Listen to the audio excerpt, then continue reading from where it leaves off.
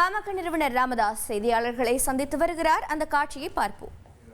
வியாழக்கிழமை நாம் சந்தித்திருக்கிறோம்.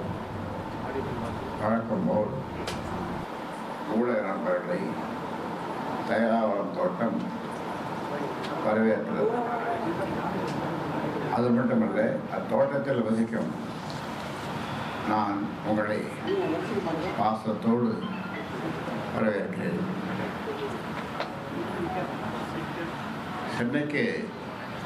சென்னைக்கு போயிருந்தேன்.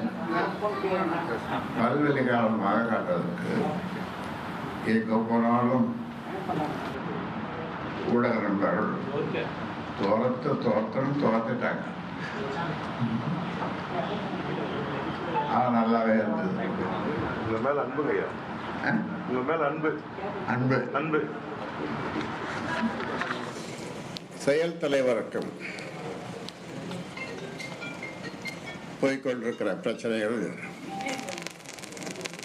முழுசும் உங்களுக்கு தெரிய வாய்ப்பில்லை.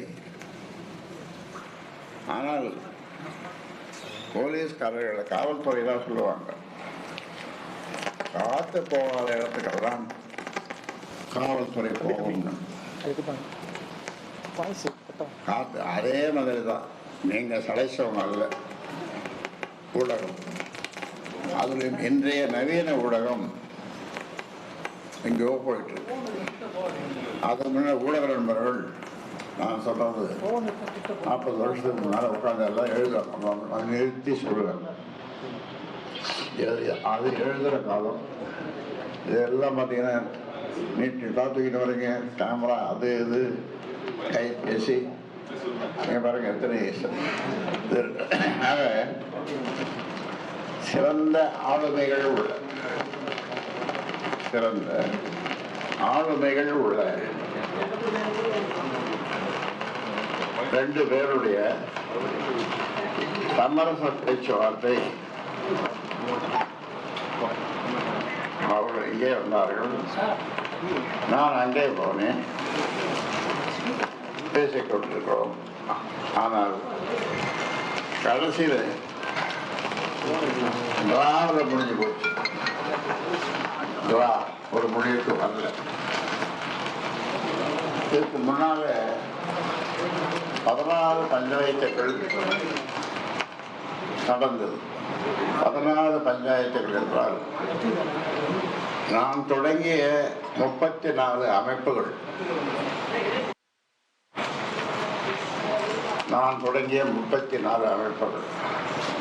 அந்த 34 அமைப்புகளிலே 1-2 பேரை 4 பேரை எனக்கு பஞ்சாயத்து பண்ண வந்தாங்க. அழகா இதுதான் தலைவிதி என்பதோ என்று எண்ணிக்கொண்டு அதையும் ஏற்றுக்கொண்டேன். இந்த 14 பஞ்சாயத்துக்காரரும் நான் தொடங்கிய 34 அமைப்புகளில் இருந்து வந்த 14 பஞ்சாயத்துக்காரர்களும் என்ன அதிசயம், ஒரே விதமான தீர்ப்பையே சொன்னார்கள்.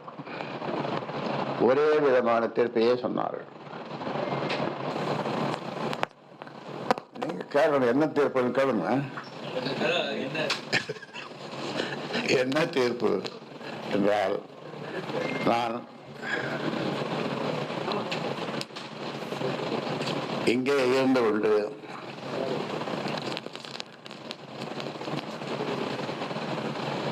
கட்சியை வளர்ப்பது, அவர் வெளியிலே போய் மக்களை பார்த்து கட்சியை வளர்ப்பது, அவர் மக்களை பார்ப்பது என்ற தீர்ப்பு தான்.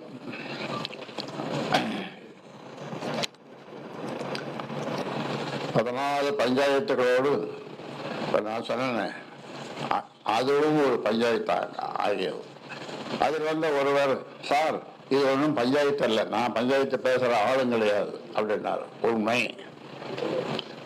ஏதோ யாருக்கு நேரம் சரியில்லையோ, இப்போ பஞ்சாயத்து பண்ண வந்துட்டீங்க, எனக்கு பஞ்சாயத்து பண்ண வந்துட்டீங்க அப்படின்னு நன்றாகவே இருந்தது அவர்கள் சொன்னது. அந்த இருவர் யார் என்று உங்களுக்கு தெரியும், சொல்ல தேவையில்லை.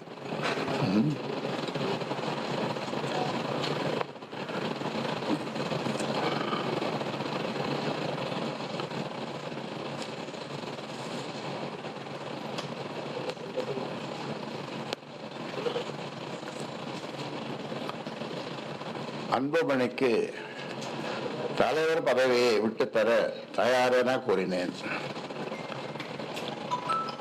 அதற்காக கௌரவ தலைவர், சமூக முன்னேற்ற சங்கத்தினுடைய தலைவர், நீங்கள் போய் நாளை காலை பார்த்து விட்டு வாருங்கள். நான் சொல்வது இந்த மாநாட்டிற்கு முன்னாலே 15 நாட்களுக்கு முன்னாலே பார்த்து விட்டு வாருங்கள். நான் தலைவர் பதவி விட்டு கொடுக்க தயாராக இருக்கிறேன் என்று சொல்லி நான் காலையிலே உங்களை பார்க்க வருகிறோம் என்று அவர்கள் சொன்னார்கள். ஆனால் அதெல்லாம் வர வேணாம், ஃபோன்லேயே சொல்லும். ஃபோனில் சொல்கிறது அவ்வளோ சிறப்பாக இருக்காது. ஃபோனில் சொல்கிறது நாங்கள் வந்துடுறோமேன்னு சொன்னோம். முடியாது, ஐயா எழுதியே கொடுக்குறேன்னு சொல்கிறார். இந்த பஞ்சாயத்து மேடை, பஞ்சாயத்து என்ற மாநாட்டு மேடையிலே எழுதியே கொடுக்குறார், கையெழுத்து போட்டு. அவரை நம்ப முடியாது, அவரை நம்ப முடியாது. ஆக நான் தயாராக இருந்தும் அப்படி நடந்தது. அப்புறம்தான் எனக்கு என்னுள் இருக்கின்ற இயற்கையான கோபம் கொஞ்சம் பொங்கி எழுந்து, நீயா நானா பார்த்துடுவோம் அப்படி என்று அந்த முடிவுக்கு வந்து இப்பொழுது உங்களை சந்தித்து கொண்டிருக்கிறோம்.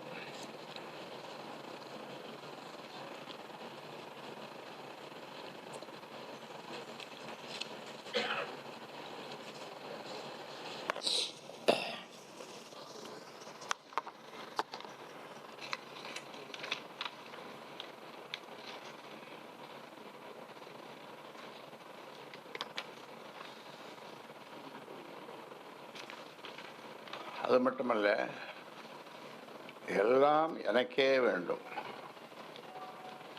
இந்த ராமதாஸ் ஒன்று ஒருத்தன் இருக்கானே, அவன் பேரை தானே பின்னால் போட்டுக்கிறோம்.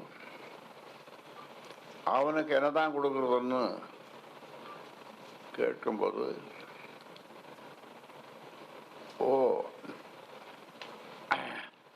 இந்த நிறுவனர் ராமதாஸா, அவருக்கு கேட்ட சாதிட்டு உள்ள கொள்ளு பேரன் பேத்திகளோடு கொஞ்சம் விளையாடிட்டோம் என்று சொல்ல கேட்டு நான் கேட்ட சாத்திட்டு என் உயிருள்ள வரை இருக்க முடியாது. ஏனென்றால் நான் அப்படி பழகி போனேன். என்னை பார்ப்பதற்கு வருகிறவர்கள் அப்பாயின்மெண்ட்டு, நாளைக்கு நாளைக்கு வரணும், யார் வந்தாலும் பார்ப்பேன். நேற்று மட்டும் எத்தனை பேரை பார்த்தோம் தலைமை செயலர் சொல்லுங்க? 800. நேற்று 300 பேர். இப்படி அவமானம் வந்திருப்பாங்க. அப்பாயின்மெண்ட்டும் கிடையாது. ஃபோனில் பேசுகிறனாலும் இந்த தலைவரை நானே எடுப்பேன், நானே பேசுவேன். அதுக்காக தான் இது. வேறு யாரும் தொடக்கூடாது. இப்படியெல்லாம் மக்களோடு நான் 46 வருடங்களாக